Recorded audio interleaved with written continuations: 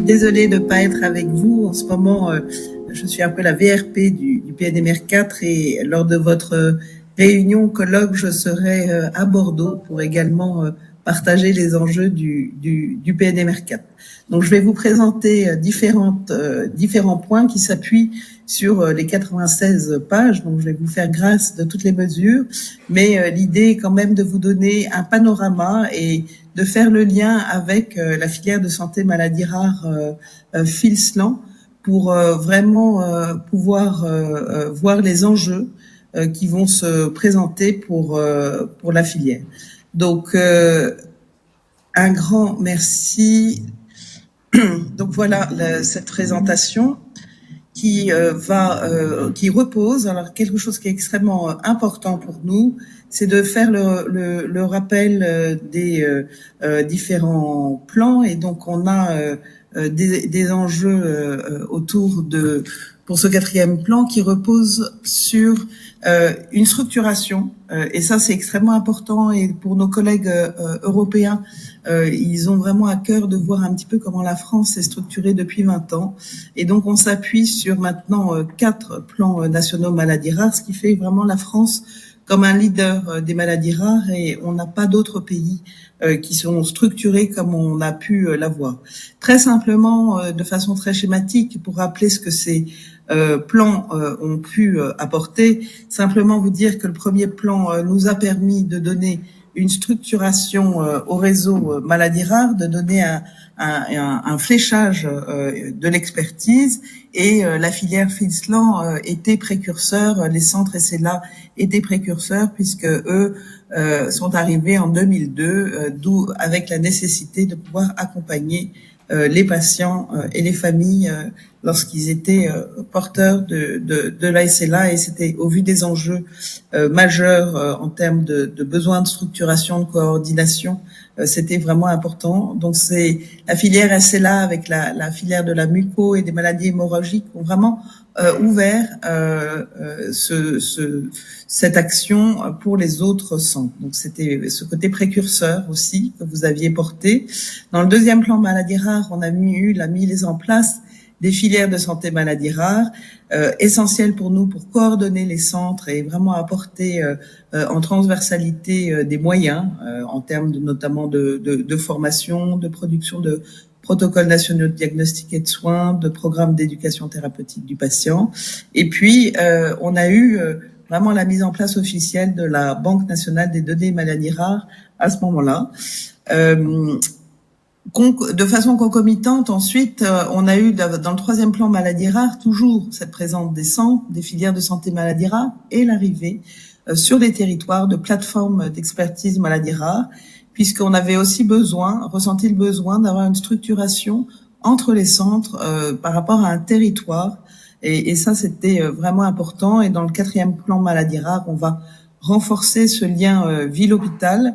Il y a des projets qui sont portés notamment par la filière FILSLAN en région Aura, j'en parlerai un petit peu. Et c'est vraiment des enjeux du quatrième plan maladies rares d'intégrer à la fois la dimension du territoire et de rappeler la place de l'Europe qui est indispensable pour nos maladies rares. Alors évidemment, le réseau des FILSLAN, vous le connaissez tous, mais j'ai repris cette slide de la filière simplement pour vous dire qu'on a vraiment maintenant un maillage très fin, je dirais, avec une belle granularité sur l'ensemble du territoire. C'est extrêmement important de pouvoir donner une approche vraiment de proximité de l'expertise pour pouvoir accompagner au mieux les familles. Et donc, à partir de cette structuration de ces centres, comment on a pu construire ce quatrième plan national maladies rares de façon à paver, je dirais, le chemin entre l'hôpital, la ville, mais aussi toute la dimension autour des données de santé et de la recherche. On a eu un lancement qui était touchant, je dirais, avec 3 ministres qui sont restés pendant plus de 2 heures. Il y a eu des présentations de tables rondes selon les 4 axes, qui ont été développés dans le quatrième plan maladies rares, avec chaque fois une approche soins et recherche Et j'ai oublié de rappeler que nos centres experts et nos centres de référence maladies rares sont labellisés avec des critères de recherche importants. Il y a l'activité, mais la recherche a une place extrêmement importante dans notre plan national maladies rares. On a un nouvel acteur présent dans ce 4e plan maladies rares, c'est l'industrie, avec la participation de la Direction générale des entreprises, parce qu'il y a tout un tissu d'innovation autour de biotech, de biothérapie extrêmement dynamique dans les maladies rares. Et donc, ils vont pouvoir maintenant concrètement nous accompagner aussi dans ce plan interministériel maladies rares. Ce lancement du plan, alors on a souhaité vraiment lui donner un nom à ce plan. Il s'appelle Des territoires vers l'Europe. C'est vraiment l'idée de encore mieux structurer ces 20 années d'action, à la fois pour structurer le parcours de soins, le parcours du diagnostic, et embarquer toutes les nouvelles technologies comme la médecine génomique, l'innovation pour de nouvelles thérapies, et puis les enjeux majeurs en termes de structuration de la collecte des données ou bien la mise en place ou la consolidation de biobanques. Donc ça a été un investissement important pour construire ce 4e plan maladies rares. Nous avons eu 15 groupes de travail, 300 personnes mobilisées. Dans tous les groupes de travail, les associations de patients étaient impliquées. Donc ça a été vraiment une co-construction pendant l'ensemble du plan. Et donc on a maintenant à piloter un plan qui porte sur 4 axes, 26 objectifs et 75 actions. Et donc très rapidement, je vais vous présenter vraiment ce qu'il y a dans ces 4 axes, de façon à ce que vous soyez bien au courant de tous les enjeux qu'on va avoir pour les 5 prochaines années, ce plan se déclinant entre 2025 et 2030. Donc, nous avons sur la partie soins un axe 1 qui traite de l'amélioration du parcours de vie et du parcours de soins. Ce premier axe vise vraiment à renforcer la structuration, la coordination entre les centres. Mais dans cet axe 1, on a aussi développé un volet de recherche clinique qui s'adresse vraiment au lit du patient. Donc c'est pour ça que c'est dans le parcours de soins. On est clairement pour un renforcement des réseaux déjà qui existent, EFCRIN, et donc je me suis permis de mettre vraiment le réseau qui est exemplaire de recherche clinique labellisée EFCRIN pour la SLA, et donc il y aura très certainement des enjeux importants dans les années à venir, sachant qu'on a également un nouveau réseau EFCRIN qu'on souhaite vraiment pouvoir voir le jour, qui est la création d'un réseau national de centres d'études et d'innovation de maladies rares, Cléo. Et bien sûr, il ne faut pas oublier des réseaux EFCRIN qui existent déjà. Je pense à PetStart, à OrphanDev, et des initiatives comme Kids France, qui met la part importante de l'implication des patients et notamment là des enfants dans le développement des essais cliniques. Donc sur cette partie de l'axe sur le soin, on a un premier enjeu qui repose sur nos centres de référence et nos plateformes d'expertise maladies rares. Notre idée est vraiment de renforcer cette coordination ville-hôpital et donc de donner encore plus de poids à nos plateformes d'expertise maladies rares. On a des enjeux majeurs en termes de diagnostic pour pouvoir informer et former, je dirais, la médecine de ville au diagnostic et en tous les cas, évidemment pas au diagnostic des 7000 maladies rares, mais de pouvoir renvoyer le plus rapidement possible les patients vers les centres experts et vers les réseaux pour pouvoir poser un diagnostic. Donc il y a cette prise en charge en amont est essentielle, on a beaucoup à faire. Et puis en s'appuyant aussi sur des initiatives, il y a un article 51 porté par l'AFM Téléthon en Corse qui a été évalué positivement par la CNAM, qui est en ce moment dans un processus de SAS où on va accompagner son développement à l'échelle nationale et on verra que ça rejoindra complètement les problématiques de la filière Filslan. J'ai pu noter aussi dans le dossier excellent que la filière de santé maladies rares avait pu porter pour la labellisation, sa récente labellisation, et je tiens à féliciter déjà tous les acteurs qui ont porté cette nouvelle labellisation. Et donc il y a eu par exemple toujours, on aura une constante avec la continuité pour mettre à jour et produire de nouveaux protocoles nationaux de diagnostic et de soins. Et j'ai vu que FILSLAN portait notamment le projet de MOOC, de formation à partir des PNDS. Et je pense que c'est des initiatives qui sont vraiment excellentes. Pour continuer à voir des problématiques spécifiques et à accompagner nos maladies rares, on a ce fameux article 51 qui a accompagné en fait en Corse des patients qui étaient dans le champ des maladies rares neuromusculaires, mais aussi des patients atteints de SLA ou de maladie de Parkinson chez le sujet jeune. Et donc, on a vu tout le bénéfice d'avoir un accompagnement médico-social de proximité, de pouvoir avoir des équipes qui viennent au domicile des patients. Là, on est vraiment sur des actions qui sont entre l'hôpital et le domicile. Et je pense que cet article 51 et son déploiement ensuite dans les différentes régions nous aidera vraiment à porter une politique du handicap pour les cas les plus lourds, vraiment dans le champ des maladies rares, de façon très concrète. On ne sera pas du tout dans de la théorie, on sera vraiment dans une action concrète sur le terrain. Donc, on a des enjeux. Parallèlement, nous avons des pilotes qu'on a financés, avec notamment le projet pilote NeuroRare de Brain Team, où le centre SLA est également partie prenante. Et parallèlement à ce deuxième projet, on a un troisième projet qui a été financé en région Aura pour la filière FILSLAN qui travaille ce point de façon étroite avec l'ARSLA.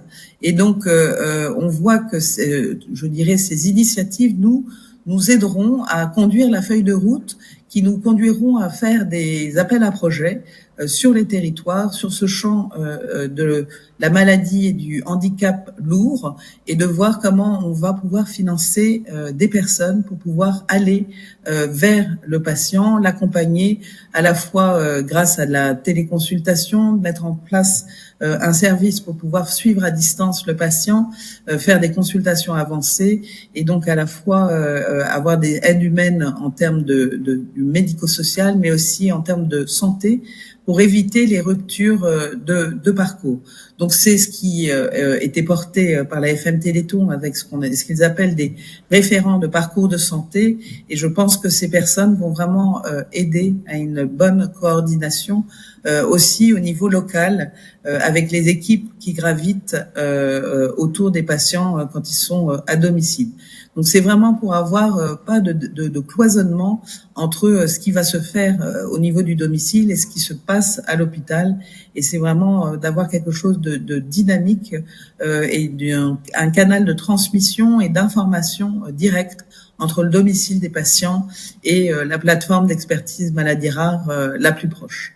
On a donc cet article 51, on avait aussi dans le même esprit ce projet NeuroRare porté par la filière Brain Team, et de la même manière, cette approche vise vraiment à améliorer la prise en charge médicale et sociale. Donc on a vraiment ces deux enjeux majeurs à porter dans le PNMR4 autour de situations les plus complexes avec des difficultés d'accès aux soins. Et on sait que les patients porteurs de la sclérose latérale amyotrophique sont complètement concernés au vu de l'évolution très rapide de leur pathologie. Donc on reste toujours dans cet axe 1 sur le parcours de vie, le parcours de soins, où on doit aussi renforcer la sensibilisation, l'information et la formation aux maladies rares. On a des nouveaux métiers. L'idée, c'est de travailler avec aussi des infirmiers et infirmières de coordination, de pratiques avancées, embarquer de nouvelles thématiques. Et puis, dans ce quatrième plan maladies rares, il y a eu un rapprochement avec l'agence de biomédecine pour tous les enjeux liés à la génétique, et de pouvoir profiter aussi de leur savoir-faire en termes de communication pour donner de la visibilité à nos sujets maladies rares. Un enjeu aussi de cet axe 1, c'est de valoriser le statut du patient partenaire. On voit qu'il est de plus en plus acteur, à la fois aussi le patient partenaire, mais aussi les aidants. C'est important de pouvoir les impliquer dans tous nos projets parce qu'ils sont source d'informations et vraiment ils permettent une cohérence à nos politiques de santé publique. Et puis un axe important, toujours dans le 1, mais qu'on retrouvera dans les 3 autres axes du plan, c'est tous les enjeux autour du numérique. on va avoir le développement d'une application portée par la BNDMR qui s'appelle France Maladies Rares, qui sera un peu le portail pour les patients pour retrouver notamment leur consentement.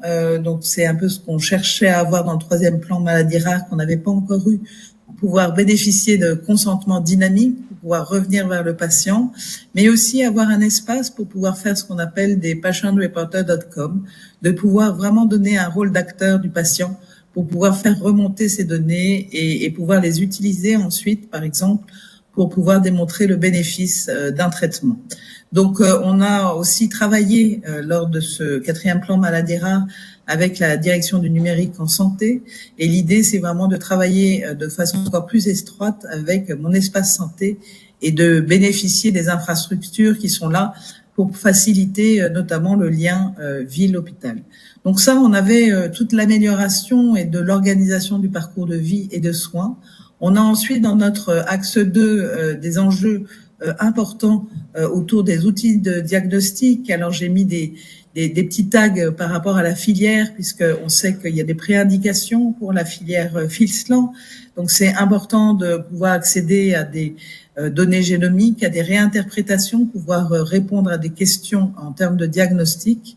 Et donc, dans ce 4e plan maladies rares, l'idée, c'est de renforcer ce qu'on avait déjà dans le 3e plan maladies rares, avec le rôle de l'Observatoire du diagnostic. Il y a des recueils complémentaires qui ont été utilisés et financés, qu'on va continuer à financer. Et on a également un enjeu dans ce 4e plan maladies rares pour mieux structurer le lien entre les laboratoires de diagnostic et nos centres de référence maladies rares et nos filières. Et donc, il y a 4 pilotes qui ont été mis en place, dont un pour la filière FILSLAN avec le CHU de Nîmes, pour pouvoir faciliter les remontées des données qui sont dans les laboratoires de diagnostic vers notre base de données maladies rares, BAMARA, et de faciliter la mise en place d'outils automatisés pour pouvoir faire ce travail. Donc, on a des enjeux majeurs aussi autour de la phétopathologie qui ont pu être retenus dans ce 4e plan maladies rares. L'idée, c'est vraiment d'accélérer et simplifier le diagnostic des maladies rares et d'accroître cette capacité. On a encore trop souvent beaucoup de maladies rares où on voit l'effet clinique de la maladie rare, mais on n'est pas encore capable de comprendre quel est le mécanisme qui déclenche cette maladie rare. Donc c'est important de soutenir les expertises fonctionnelles, pouvoir donner plus d'informations par rapport à ce qu'on appelle les variants de signification inconnue. Et donc nous allons mettre en place très rapidement un groupe de travail qui sera sans doute PNMR3, PNMR4, pardon, PFMG, sur ce champ des tests fonctionnels. On souhaite accompagner les labos diagnostiques vers des financements spécifiques sur ce champ-là. Le 3e axe, et la filière FILSLAN est directement concernée, c'est l'axe autour des traitements. On a des enjeux pour pouvoir accéder à des traitements. 95% de nos maladies nos maladies rares n'ont pas de traitement de leur indication. Donc, il faut falloir aider, favoriser la remontée des données et donc la coordination des acteurs entre la HAS, la NSM, notre filière de santé maladies rares et puis le fameux GRIOT, qui est le groupe interfilière de l'Observatoire des traitements, qui a été mis en place et qui va nous aider à travailler ce lien. Pardon, je suis repartie un cran trop loin, trop avant. Donc voilà les enjeux spécifiques. Donc on va travailler avec pour garantir une bonne prise en charge thérapeutique et surtout évaluer le bénéfice des traitements. Il y a eu un champ aussi dans ce 4e plan maladies rares pour soutenir des dispositifs médicaux, DDM, et là où je disais que la filière de santé FILSLAN était directement concernée, c'est qu'on aide à ce qu'il y ait des pilotes pour développer ce qu'on a appelé le set de données minimum traitement dans BAMARA, un set qui a été conçu et développé avec la HAS et la NSM pour pouvoir fiabiliser une collecte de données pour les patients, à la fois pour des accès précoces, des cadres de prescription compassionnelle et donc le fait de l'accès compassionnel et vraiment pouvoir avoir des informations correctement renseignées sur ce champ-là. Et je sais que vous avez tous des enjeux qui sont très attendus dans votre communauté pour la rentrée, pour analyser les données du PUT de Toffersen. Donc ça, c'est important. On a ensuite des enjeux autour de la pharmacovigilance et puis on souhaite aussi créer un set de données minimum pour les dispositifs médicaux. Pour finir cet angle sur les traitements, on souhaite aussi travailler cette collecte de données en vie réelle avec l'Europe. Je sais que la filière Fislan travaille étroitement avec le RN NMD, avec Thérésina qui est à Évangéliste, qui est à la Pitié-Salpêtrière. C'est important vraiment bien articuler avec nos réseaux européens et de voir si ces collectes de données en vie réelle, on ne peut pas travailler avec les réseaux des agences de santé européennes pour pouvoir promouvoir à l'échelle européenne, ce qui est pour nous important pour les maladies rares.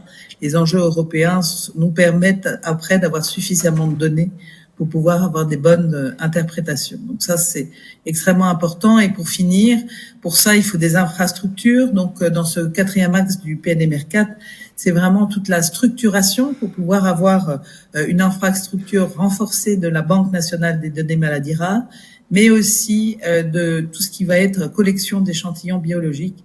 Et je sais que c'est un enjeu aussi pour votre filière, ce point sur les collections et les biobanques.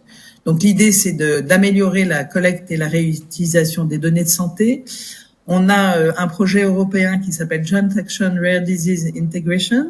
Donc l'idée, c'est vraiment de participer à une interopérabilité entre nos laboratoires, nos collectes de données au sein de la BNDMR et des registres européens. Et je sais qu'il y a un projet pilote de la filière Filslan qui va dans ce sens-là, à construire avec la BNDMR. Je crois que c'est important.